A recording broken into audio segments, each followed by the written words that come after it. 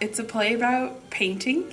It's also a play about like the experience of painting and kind of what that means, and also I think it goes a lot into kind of like the theoretical aspects of paint that a lot of painters think about, like, you know, audience and things like that, but in a way that's very like accessible, even if you know nothing about art. Like if you've ever looked at a painting before, which you probably have because you've like been in a hotel or like gone to the dentist, and you just it causes you to think about how you experience painting and how artists want you to experience it, which is really interesting. And it also has a lot to say about you know, human relationships, in that like what are we looking for when we talk to other people and when we try and express ourselves, and why do we go to such great lengths to try to like be a part of art or like consume art or interact with it in any way. My design is pretty much based off of kind of one line in the play, really, when Rothko talks about darkness overtaking the red in his paintings, which is something that you see in a shift from his like early career to right before his death. His tragic death is a shift in the tonality and the shapes and colors of his paintings.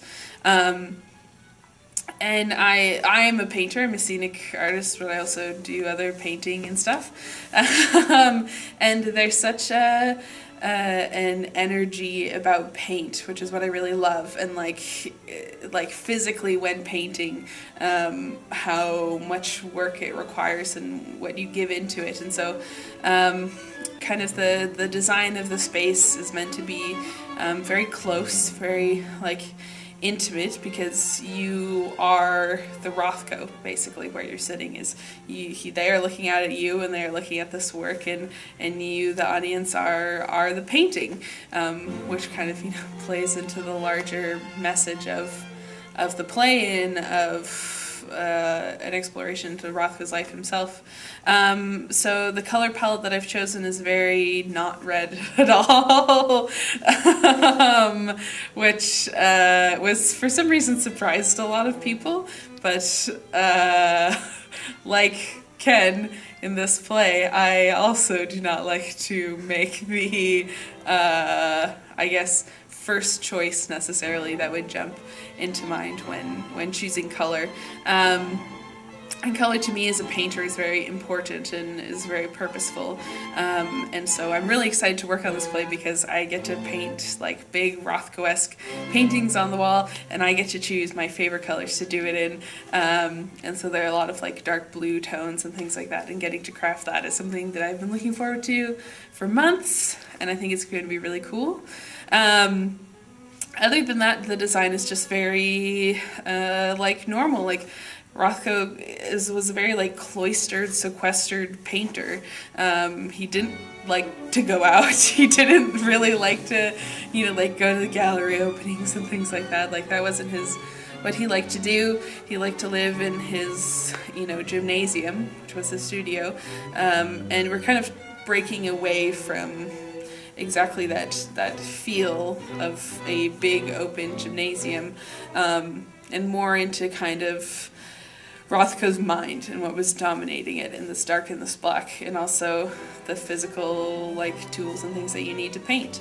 And he, as a painter, was very he doesn't talk about this specifically, but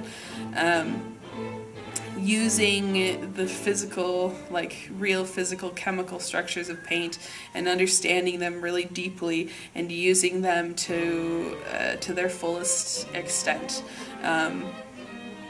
And which is kind of what I'm trying to do with the space. It's a very interesting space, the Little Mountain Gallery, and so I'm designing for the space, and I think Rothko is a painter who painted for the paint.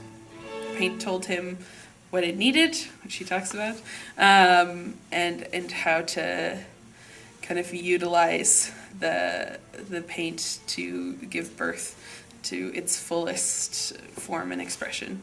Unlike other painters who kind of manipulate color and form to kind of bend to their will, to bend to the landscape or to the like pop art and things like that. Those are very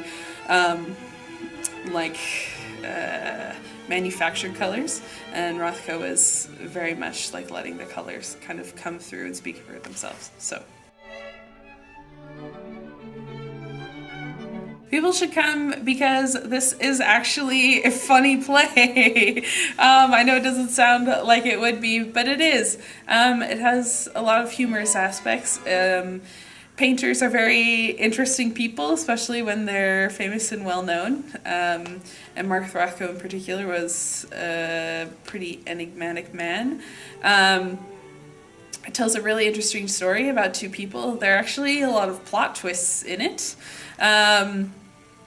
It talks a lot about things that we're actually, are going on in kind of the artist community today, talking about capitalism and commercialism and how these are driving forces in art and in the world. Even if you don't understand like painting and art and how to view these things or who all these philosophers and things are, it doesn't matter. You come in and you can sit down and you can see these two people, talking to each other, and it is kind of like watching a mystery unravel itself, which is always interesting to kind of look into other people's minds.